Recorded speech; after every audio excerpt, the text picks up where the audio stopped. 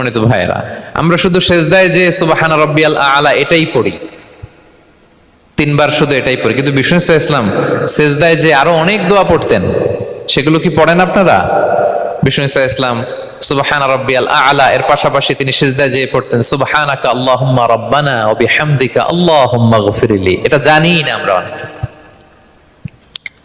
সুবহানাকা আল্লাহুম্মা রাব্বানা ওয়া বিহামদিকা আল্লাহুম্মা গফিরলি এর অর্থ হচ্ছে, হে আমার রব, আপনার পবিত্রতা ঘোষণা করছি, আপনার প্রশংসা আমরা করছি, আল্লাহ আপনি আমাকে ক্ষমা করে দেন, আল্লাহুম্মা গফিরলি। এই দোয়াটা বিষ্ণু সাল্লাল্লাহু আলাইহি ওয়াসাল্লাম পড়তেন।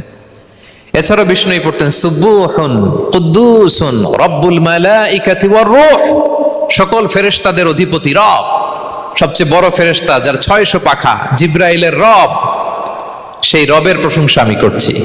তিনি সুবুহ, তিনি কুদ্দুস, তিনি মহাপবিত্র, the most pure, the most high. এভাবে বিষ্ণু সাল্লাল্লাহু আলাইহি ওয়াসাল্লাম